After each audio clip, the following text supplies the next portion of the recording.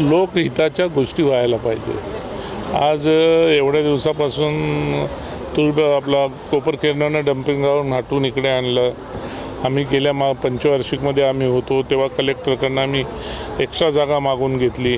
सेलवर सेल असे चढत त्याची हाईट एवढी झाली आहे की त्याला पर्याय काय असायला पाहिजे।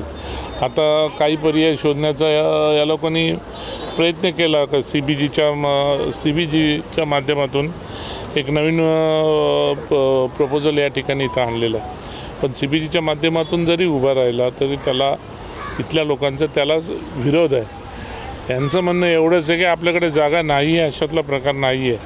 आपल्याकडे MIDCची जागा आहे, आपल्याकडे सिडकोची जागा आहे, आपल्याकडे फॉरेस्ट आहे, म्हणजे वन आहे। ठीक आहे, वनाची तर मिळायला मुश्किल असेल तर सिडकोची जागा आहे। काही गोष्टी अशा आहेत की त्या सिडकोच्या जागेमध्ये MIDCच्या जागेमध्ये सुद्धा नागरिक वस्तीपासून हा प्रोजेक्ट होऊ शकतो। पण या ठिकाणी का अट्टहास केला आहे मला माहिती नाही।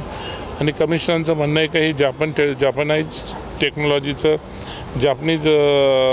जपानमध्ये त्यांनी कमिशनरशी बोलणं झालं। त्यांनी टोकियोमध्ये जाऊन बघितलं, साऊथ आफ्रिकेमध्ये पण त्यांनी हा प्रोजेक्ट जाऊन बघितला आहे।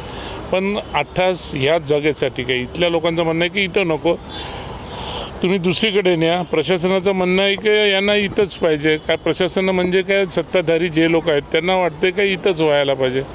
सर्वसामान्य जनतेच्या इथं झोपडपट्टीतला नागरिक म्हणजे या सत्ताधारीवाल्यांना एक काय बोलतात आपण निगेटिव्ह मुवमेंट पकडलं गेलेलं आहे इकडे।